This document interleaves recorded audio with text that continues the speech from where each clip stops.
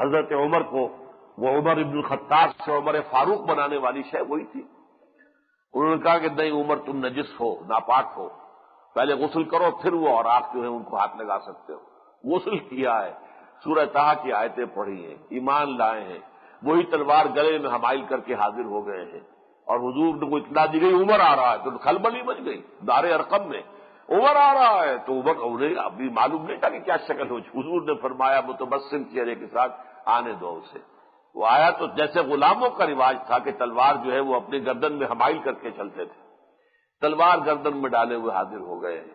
یہ ہے دو مثالیں اہم ترین شہداء کی، حضرت حمزہ، حضرت عمر رضی اللہ تعالی عنہما۔ یہ ایکسٹروورٹس تھے، انہیں بات کے سمجھنے میں دیر لگی، لیکن البتہ یہ بات جان لیجئے کہ چونکہ یہ قواعد عملیہ ان کے زیادہ ہوتے ہیں، لہذا ظاہری اعتبار سے یہ مؤثر زیادہ ہو جاتے ہیں، دوڑتے ہیں۔ پھر یہ ظاہر بات ہے کہ حضرت عمر کے ایمان لانے کے بعد پھر مسلمانوں کو جرأت ہوئی، اور حضرت حمزہ کے ایمان لانے کے بعد کہ ڈنکے کی چوٹ کھلا انہوں نے بیت الحرام میں جا کے نماز پڑھنی شروع کر دی۔ اس لیے کہ یہ لوگ وہ جو ہوتے ہیں وہ صدیقین کا درجہ اونچا ہے، لیکن عملی اعتبار سے مؤثر ہونے میں، اس مشن کے اندر نبی کے دست و بازو بننے میں یہ شہداء جو ہیں یہ بازی لے جاتے ہیں، جس کے لیے جیسے حضرت مسیح علیہ السلام نے کہا کتنے ہی ہیں جو بعد میں آنے والے ہیں لیکن وہ پہلوں سے آگے نکل جاتے ہیں۔ تو اس اعتبار سے ان کا مقام و مرتبہ جو ہے وہ بظاہر جو ہے بلند ہو جاتا ہے۔ بہرحال یہ میں نے آج آپ کے سامنے صدیقین اور شہداء کے بارے میں ان کا جو مزاج ہوتا ہے، اور اس میں یہ کہ ایک انسائٹ کیا وجہ ہے کہ ابو بکر فوراً ایمان لے آئے اور حمزہ کو انتہائی محبت کے باوجود 6 سال لگ گئے اور عمر کو بھی 6 سال لگ گئے، کیا وجہ؟ اس حقیقت کو سمجھنا یہ حکمت دین اور حکمت قرآن کے مضامین ہیں۔ اب یہ جو صدیقین کا سلوک ذکر و فکر ہے یہاں آپ کے سامنے، یہ اصل میں در حقیقت سورہ آل عمران کی 11 آیات در حقیقت ان میں سے خاص طور پہ 7 آیات یہ صدیقین کے سلوک ذکر و فکر کی تفصیل پر مشتمل ہے۔ ایمان کا سنتھسس میں نے پہلے کہا تھا، ایمان کی ترکیب، ایمان کیسے درجہ بدرجہ وجود میں آتا ہے۔ اب اس میں دیکھیے سب سے پہلی چیز ہے معرفت و محبت خدا بندی۔ 4 چیزیں اس میں نے لکھی ہے۔ یہ فطرت انسانی میں، اور فطرت سے مراد کیا ہے؟ روح اور قلب، اس میں معرفت پروردگار اور محبت ربانی یہ موجود ہے، مضمر ہے، چھپی ہوئی ہے، اگرچہ خابیدہ اور غیر فعال ہے۔ یہ روح کا مصدر ذات باری تعالی ہے۔ کہاں سے آئی ہے یہ روح؟ یسألونک عن الروح قل الروح من امر ربی۔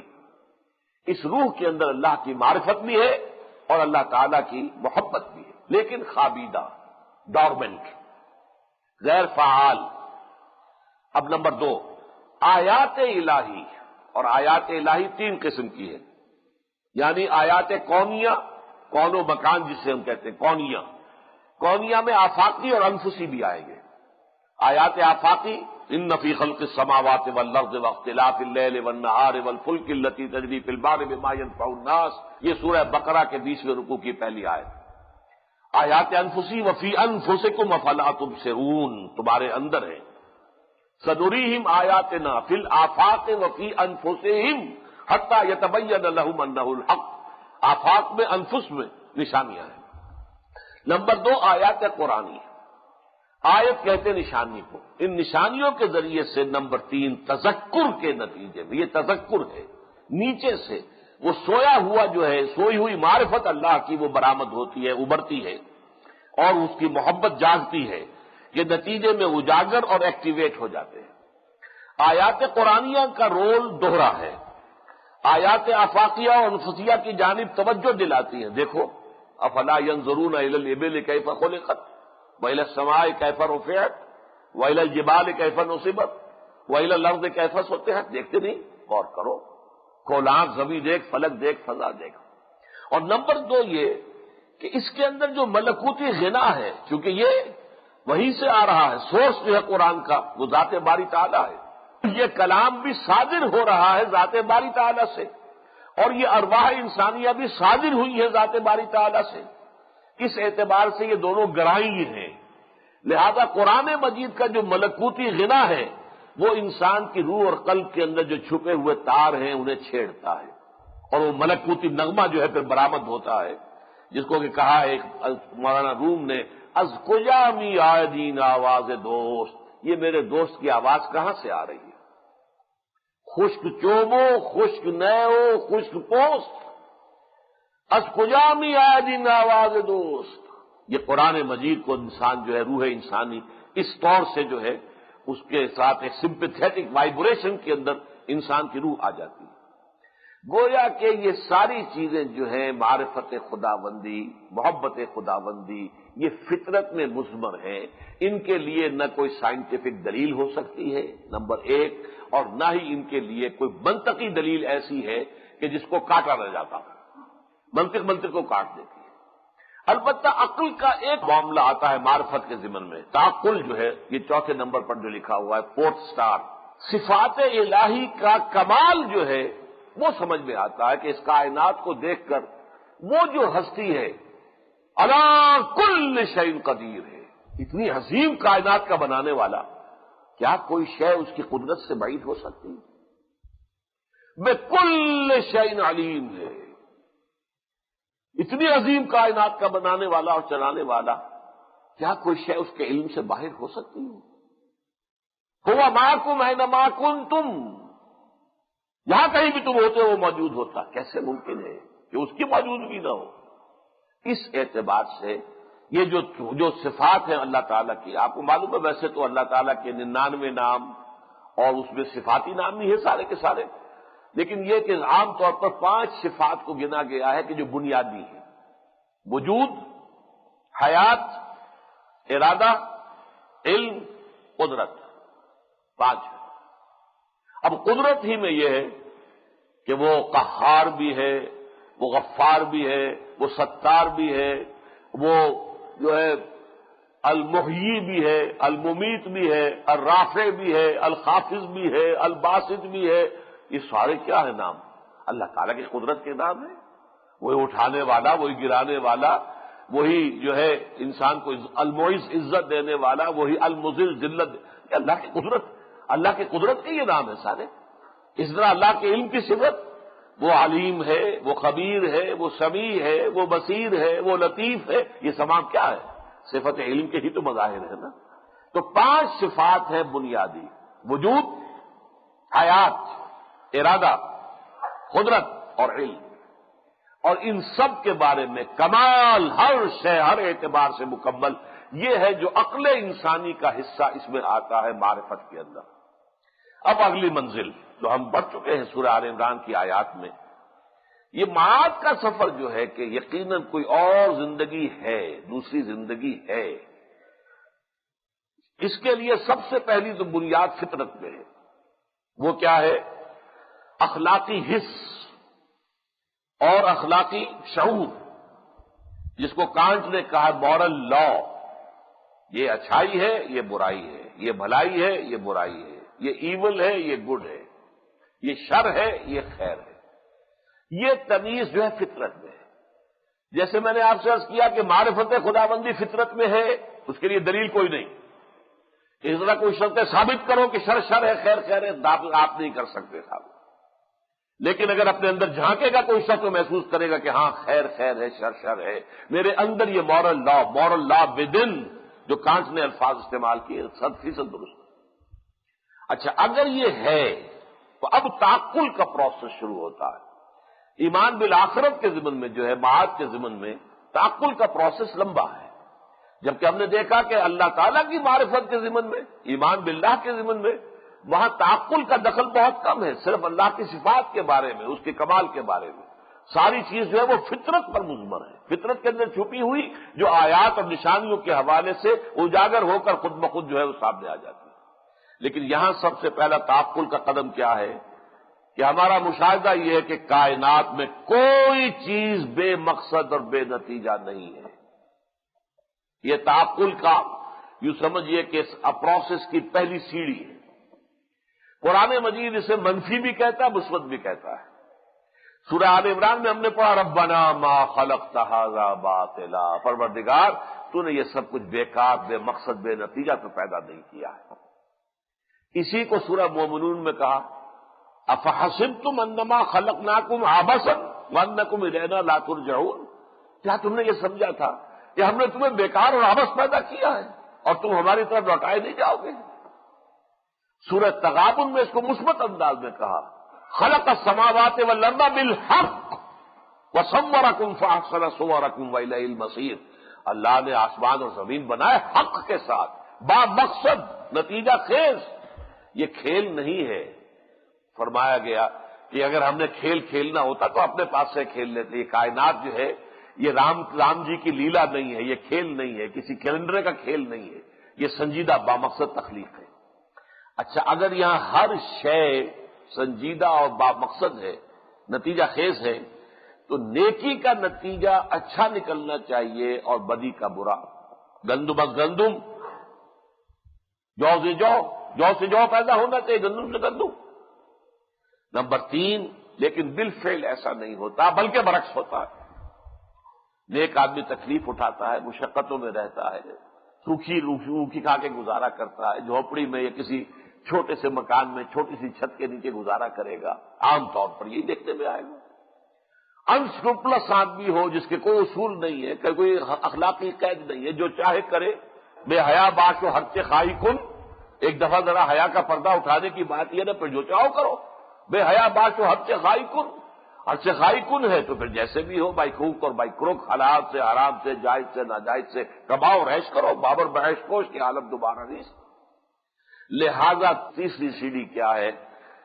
لازماً ایک ایسی اور زندگی ہونی چاہیے، کیونکہ جبکہ یہاں بالفعل ایسا نہیں ہو رہا، تو منطقی نتیجہ کیا ہے؟ ایک دوسری زندگی اور مختلف نوامیس و قوانین کے ساتھ ایک دوسرا عالم لازماً ہونا چاہیے، جس میں ہر نیکوکار کو اس کی نیکی کا بھرپور صلہ مل جائے اور ہر بدکار کو اس کی بدکاری کی بھرپور سزا مل جائے۔ یہ ہے عقل کا پروسیس، لیکن اس کی بنیاد کس پر ہے کہ نیکی نیکی ہے، بدی بدی ہے؟ اس کا تعلق فطرت سے، یہ کسی عقلی دلیل سے، کسی منطقی دلیل سے ثابت نہیں کیا جا سکتا۔ یہ ایتھکس کا بہت اہم مضمون ہے، اسی وجہ سے اس کے لیے بہت سے معیارات ہیں کہ نیکی کسے کہتے ہیں اور بدی کسے کہتے ہیں۔ آپ اس کو اگر فلسفیانہ انداز میں لیں گے تو بس نیکی مسرت بخش ہوتی ہے، حالانکہ بسا اوقات نیکی جو ہے مسرت بخش کی بجائے جو ہے وہ مضرت بخش بن جاتی ہے۔ تو اسی طریقے سے ہیپینس اور خوشی، بس یہی حاصل کرنا جو ہیڈونزم جو کہلاتا ہے فلسفہ اخلاق کے اندر، لیکن کوئی بھی نظریہ اخلاق کا نہیں بنتا جب تک کہ یہ نہ مانا جائے کہ یہ مستقل اقدار ہیں، خیر خیر ہے، شر شر ہے۔ ایسا نہیں ہے کہ نتھنگ از گڈ اور bad, only thinking makes it so, no, good is good, bad is bad. یہ مستقل ویلیوز ہیں، یہ غیر مبدل ہیں، ان میں تبدیلی نہیں ہو سکتی۔ البتہ اسی پر پھر بنیاد جو ہے جو منطقی ہے کہ پھر نتیجہ نکلنا چاہیے خیر کا خیر، شر کا شر۔ اس دنیا میں نہیں نکلتا بلکہ برعکس بھی نکلتا نظر آتا ہے، لہذا ایک دوسرا عالم ہونا چاہیے۔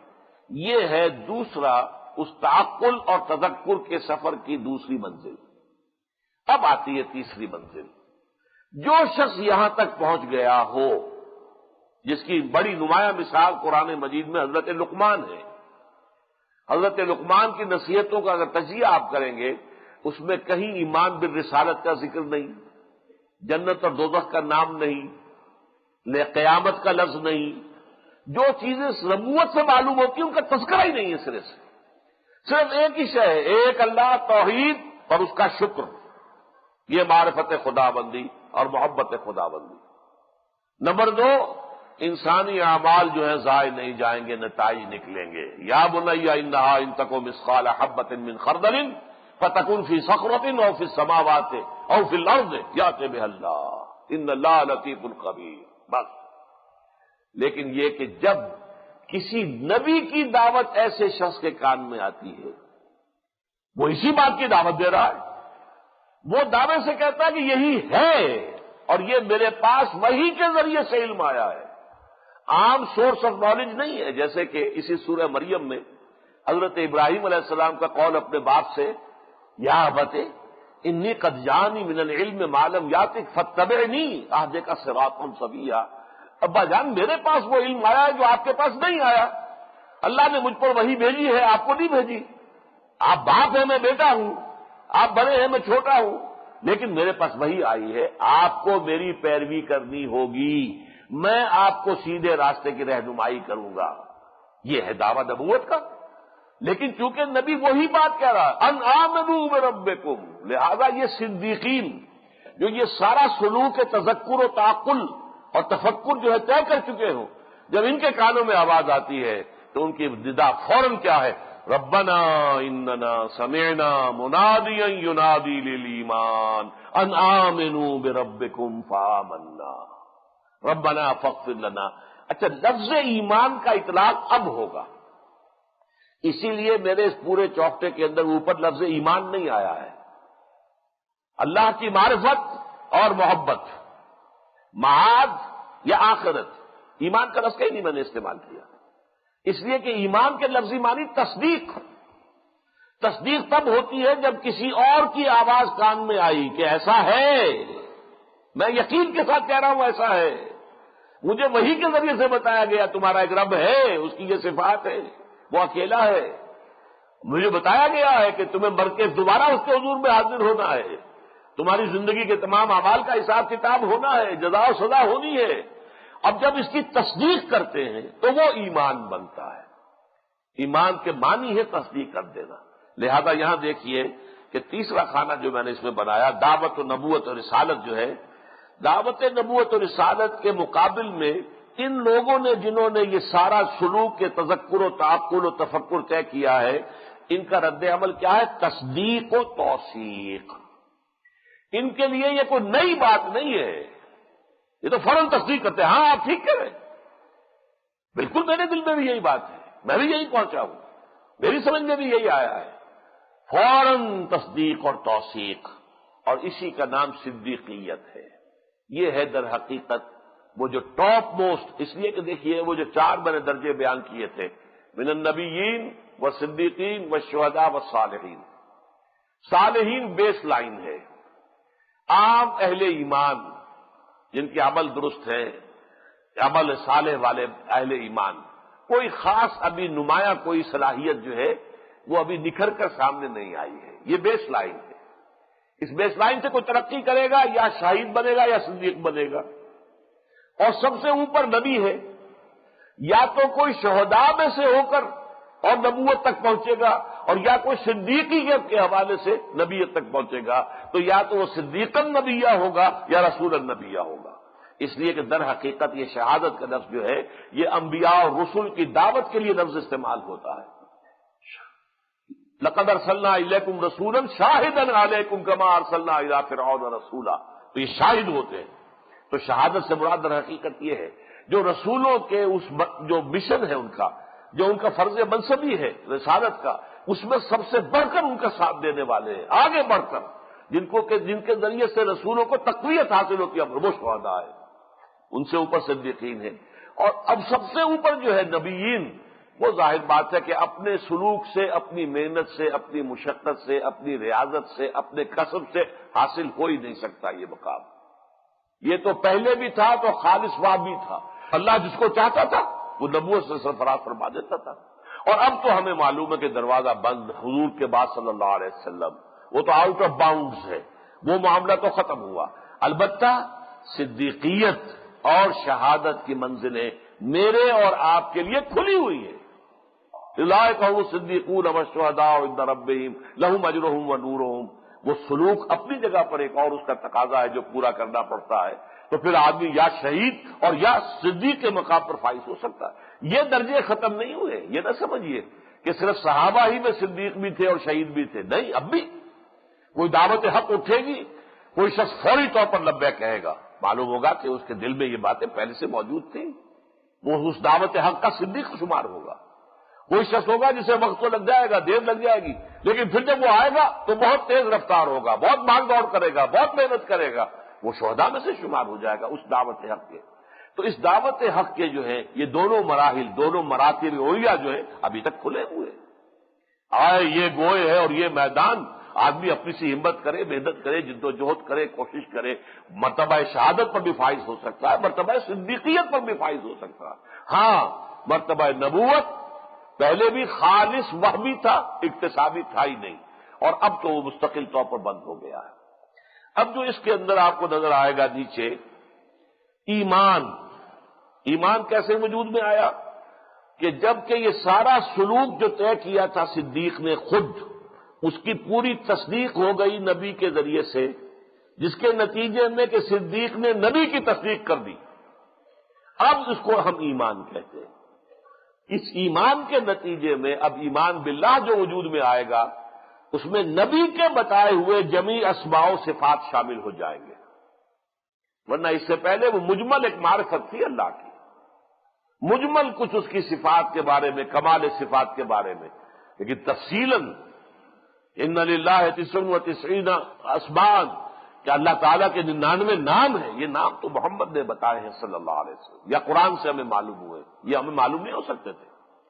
اسی طرح ایمان بالآخرہ، ایمان بالآخرہ میں ایک یہ معاد، ایک اور عالم ہونا چاہیے، اور ایک زندگی اور ہونی چاہیے جس میں بدلے ملے اور بھرپور ملے، وہ تو سمجھ میں آ گیا، لیکن بعد الموت، سور پھونکا جائے گا اور تم سب کے سب کھڑے ہو جاؤ گے، وَنُفِخَ فِيهِ أُخْرَىٰ فَإِذَا هُمْ قِيَامٌ يَنظُرُونَ، یہ بعد الموت، پھر حشر و نشر جمع کیے جاؤ گے، اپنے رب کے حضور میں حاضر کیے جاؤ گے، پھر حساب کتاب ہوگا تمہارا، پھر جزا و سزا کے فیصلے ہوں گے، پھر جزا ملے گی جنت کی شکل میں اور سزا ملے گی دوزخ کی شکل میں۔ یہ ساری تفصیلات جو ہیں یہ نبوت اور رسالت سے معلوم ہے۔ اجمالاً یہ کہ ہاں ہونا چاہیے، اجر و ثواب بدلہ ہونا چاہیے، انسانی اعمال ضائع نہیں ہونے چاہیے، انسانی اعمال بیکار نہیں ہیں، لیکن یہ کہ اس کے لیے یہ ساری تفاصیل پھر نوٹ کیجئے، بعد الموت، حشر و نشر، حساب کتاب، جزا و سزا، جنت اور دوزخ، اور اس کے بارے میں جو تفاصیل آئی ہیں، ان سب کی تصدیق ہم کرتے ہیں تو یہ ایمان بالآخرہ بنتا ہے۔ اسی طرح ایمان بالرسالت میں دو چیزوں کا اضافہ ہوتا ہے۔ نمبر ایک، ایمان بالملائکہ، یہ جو کہہ رہے ہیں کہ وہی سے مجھے معلوم ہوا ہے، وہی کون لایا؟ فرشتہ لایا۔ در حقیقت اس کا تعلق ایمان میں نبوت اور رسالت کے ساتھ ہے، اور پھر اس وحی کا ریکارڈ ہے جو کتاب کی شکل میں ہے، تو ایمان بالملائکہ اور ایمان بالکتب کے ساتھ شامل ہو گیا۔ دیکھیے اب اس کے کچھ نتائج اور مظاہر ہونے چاہیے جو نکلنے چاہیے صدیقین کے ایمان کے۔ اب یہ میرے اور آپ کے ایمان کا ذکر نہیں ہو رہا ہے، ہم تو ایمان کے ساتھ ہی سارے غلط کام بھی ہے جو چل رہے ہیں، ایمان بھی ہے اور سب کچھ ہے، اس کو ذرا ذہن سے نکال دیجئے۔ اس وقت جو ہمارا بیک گراؤنڈ ہے، وہ لوگ گل سرسبز نسل انسانی کے، وہ صدیقین مزاج کے حامل لوگ جو اپنے غور و فکر اور سوچ بچار کے یہ مراحل طے کرتے ہوئے پہنچے، اور پھر ان کے دل نے گواہی دی کہ ہاں نبی جو کہہ رہے ہیں وہ حق ہے، انہوں نے حق کو تسلیم کیا۔ اب ان کے کچھ تو ہوں گے جو کہ ان کے داخلی اور باطنی جو ہے نتائج نکلیں گے، وہ کیا ہیں؟ تین چیزیں، خشوع و خضوع، تواضع و تذلل، خشیت و خوف۔ اللہ تعالی کے ساتھ یہ تین کیفیات آپ کے قلب کے اندر پیدا ہونی چاہیے، خشوع و خضوع، تواضع و تذلل، عجز و احتیاج، خشیت و خوف۔ نمبر دو، اشدیت محبت، والذین آمنوا اشد حبا للہ، اللہ تعالیٰ کی شدید ترین محبت اللہ کے ساتھ، اور بیم و رجا، اللہ کا خوف بھی پکڑ کا، لیکن اس کی مغفرت کی امید بھی۔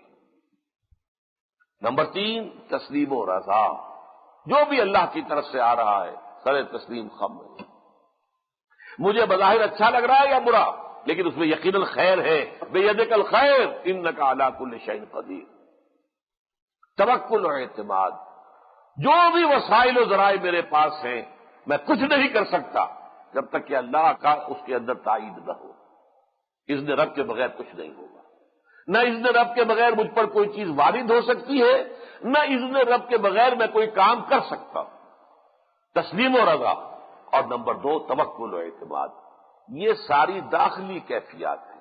اگر یہ انسان کے قلب میں، اس کے احساسات میں، اس کی نفسیات میں یہ کیفیات نہیں ہے تو ایمان کی حقیقت سے انسان دور ہے.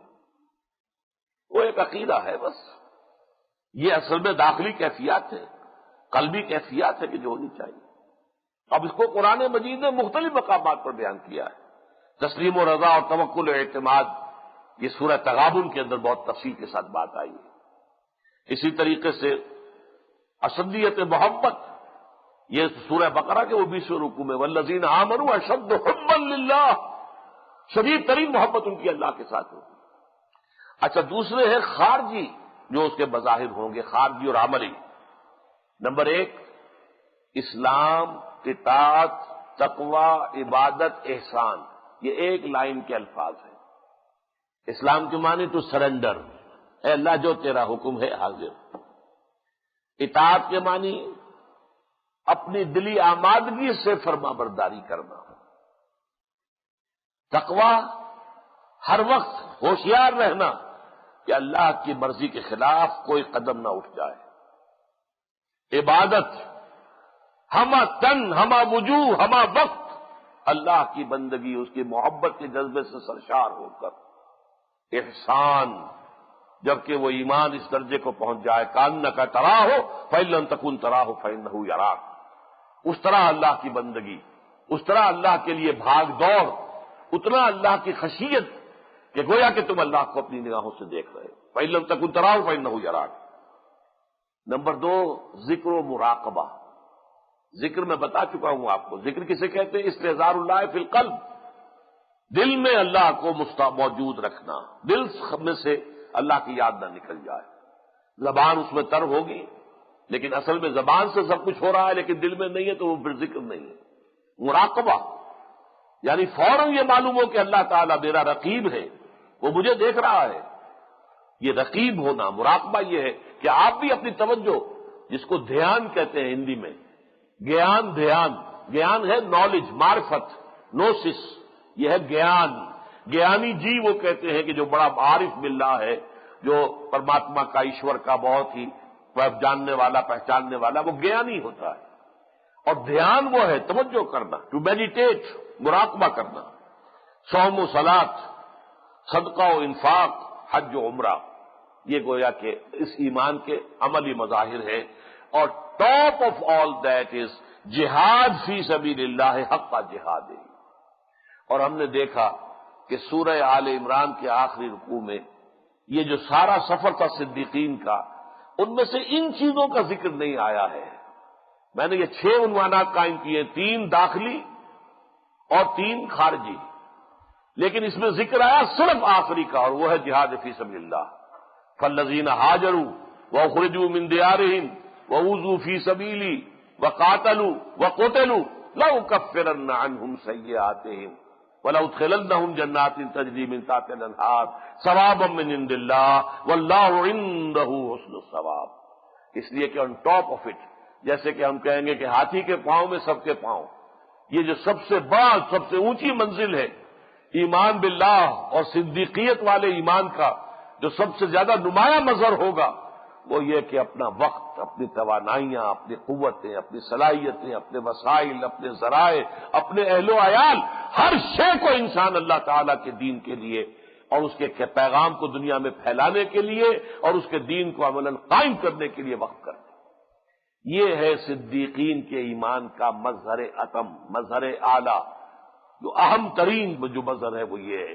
باقی مختلف جگہوں پر قرآن مجید میں سورہ نور کے اندر آیا ہے فی بیوت نذن اللہ ان ترفع ویذکر فیہا اسمہ یسبح لہ فیہا بالغدو والآصال رجال لا تلہیہم تجارۃ ولا بیع عن ذکر اللہ واقام الصلاۃ وایتاء الزکاۃ یخافون یوما تتقلب فیہ القلوب والابصار. قرآن مجید کہیں کوئی جھلکی دکھاتا ہے، کہیں کوئی جھلکی دکھاتا ہے، کہیں کوئی جھلکی، کہیں مراقبہ اور ذکر کی بات ہو رہی ہے، کہیں نماز اور جو ہے زکوٰۃ کی بات ہو رہی ہے. تو یہ سارے اپنی جگہ پر ہیں، لیکن میں نے جمع کر کے آپ کو جو ہے 3 داخلی 3 خارجی. لیکن on top of all of them is جہاد و قتال فی سبیل اللہ، جس کا کہ نقشہ سورہ آل عمران کی اس آخری رکوع میں کھینچا گیا ہے۔ بارک اللہ لی و لکم فی القرآن العظیم ونفعنی وإیاکم بالآیات والذکر الحکیم۔